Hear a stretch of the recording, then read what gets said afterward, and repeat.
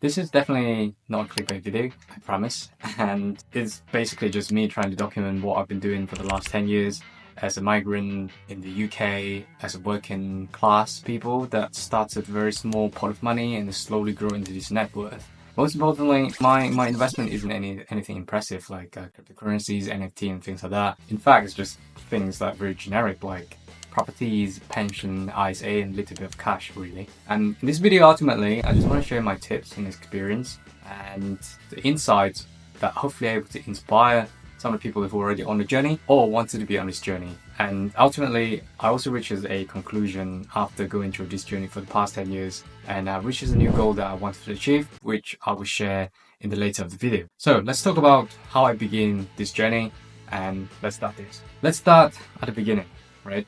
So 10 years ago, my financial situation is tremendously different as what it is now, obviously, right? That's why I'm making the video right now.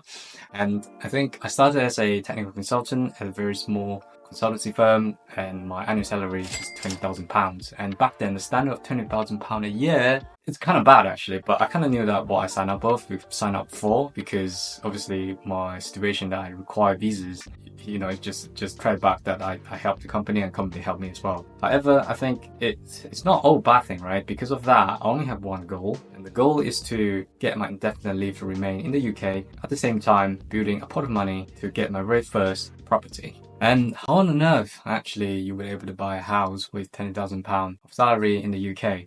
And the answer is that you would able to buy some, but obviously not the type of house that I would able to build my kind of net worth of £500,000, right? And I think some of the strategies that I use quite a lot is quite kind of cringy one that I would say that out loud here. First, you have to understand your own finance, where you actually is by that time. And then I think I also try to track my expenses and then setting up my budget. At the same time, also sacrificing that I didn't actually go out with my friends and I just stayed at home watching anime and things like that. But ultimately, for the first 5 years journey, I kind of accumulate a little bit of good habits that how I actually save more than 60% and 70% of my salaries. But obviously this video is not about that, but I will kind of probably make a video in the future just talk about the kind of the best effects of saving salaries, especially you are kind of working in the UK. So let's dive into the first investment of mine, which is my home, right? And that basically covers 70% of my net worth already. And by this time, you probably want to quit the video already. You might think it's like stupid because obviously your house is going to cover 70%.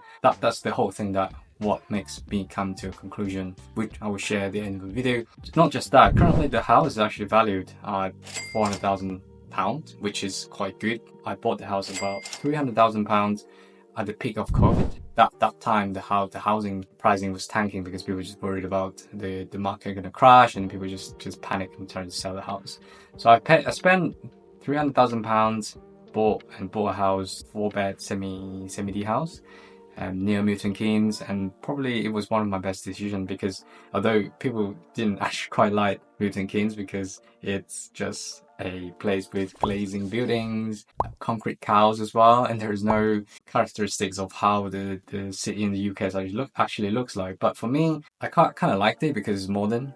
Definitely, it's a new city in the UK and it has definitely all the stuff I need. It's not just shopping wise, it's basically we have skydivings, indoor skiing as well.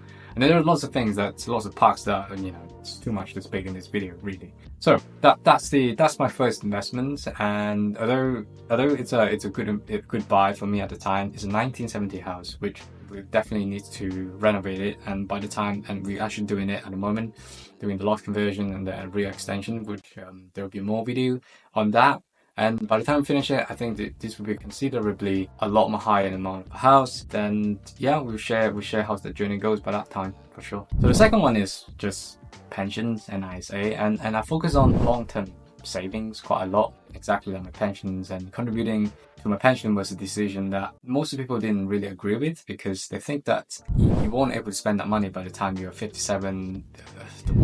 There's a war's coming, the world is going to end, and there are people actually believe on that. But however, for me, it's that what happens will happens, and I would just put in as a second savings for myself, so that I think there will be at least something for me by the time I'm 57. And most importantly, for the people who work in the UK or resident in the UK who are watching this video right now, everyone knows there's a tax break putting your money into the pensions. And last year they raised it from £40,000 to £60,000, and they removed the limit as well, where it used to be a million, and anything above million you get even higher tax rate. But now the limit's gone, and if you actually reach the limit, then there's 25% as well that is tax-free. So if you have £1 million in your pension, and then 25% of that is actually tax-free. So whether we actually reach that stage by the time we can withdraw our pension 57, I still kind of want to put the money aside so that there will be something for me if I actually reach there by the time I'm 57.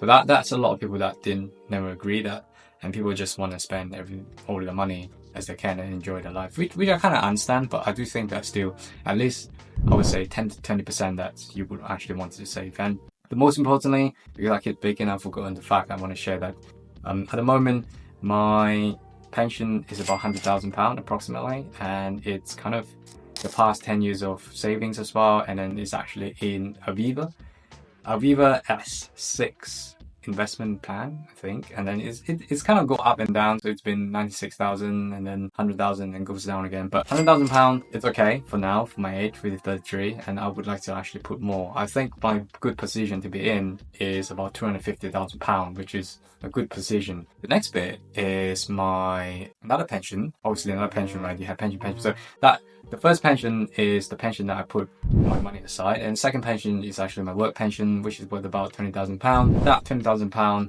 pension is tracking the Russell Index Group. I think this is, if I'm alright, if I get it right, and I think it's okay for that bit. So in total, with my pension itself, so I got about £120,000 approximately of what I'm earning, or what I have at the moment. So hopefully I'm able to grow that to £200,000 over the next 2 years, and that will able to compound the interest over the time by the time I reaches 57. And then the next one will be the ISA, and the funny one is I didn't actually invest in the ISA a lot. Instead, I actually invest in a thing called Lisa, and Lisa is I think investment fund. We share the same pot as ISA.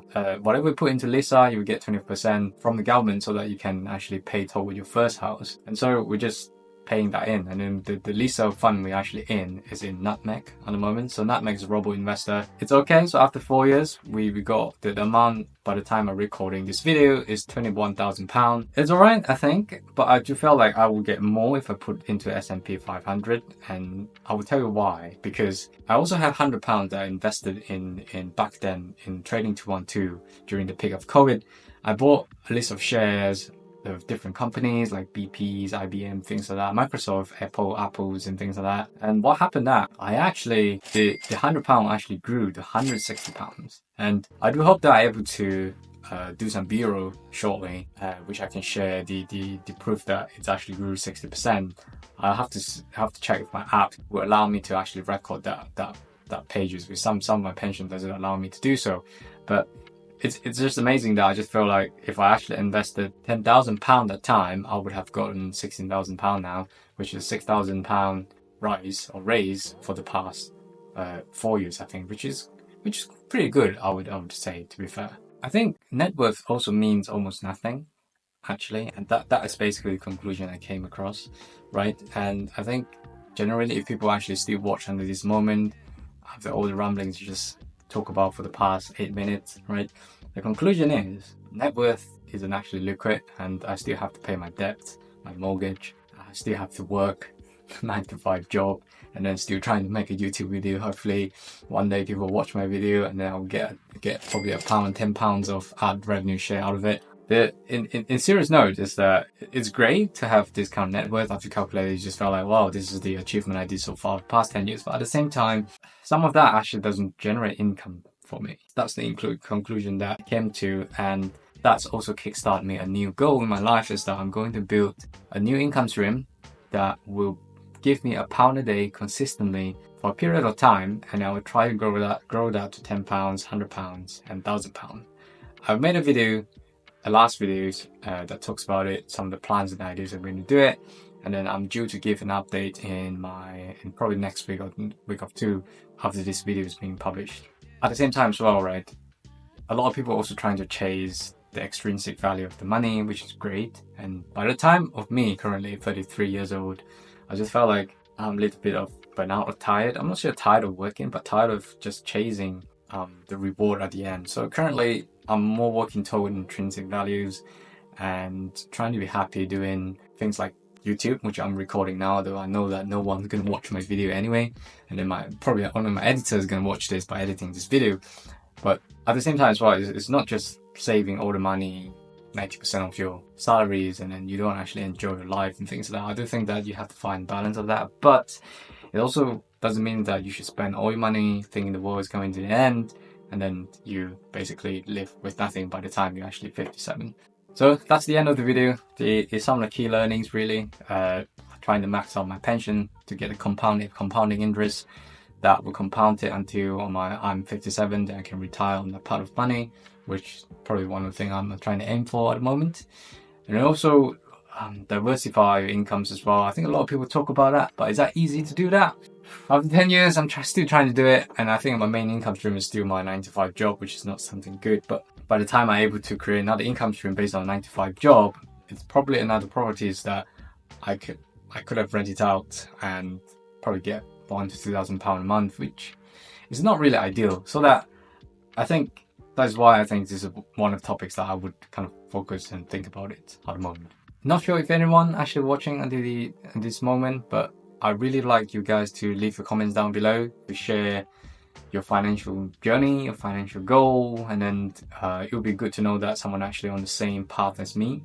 And I kind of thinking to start another Discord channel. I'm not sure if anyone actually interested, but I guess no one actually watched that this minute, but I'll probably do a Discord channel and then share that alongside, and hopefully someone will join it and talks about it. And one of the examples is that I did half of my videos about my life in Oxford University, and then by the first, I think a year ago I made a video about kind of a video similar to this as well, looking for someone to kind of join the journey together in a part-time course that no one talks about in Oxford University, and it ended up has about 250 people joining this course. So I think this probably have a lot more people to join, because at the end of the day it's finance, right? So yeah, I think that's the end of this video. I think if you watch it in this minute, great. And then I will see you next time then. Peace.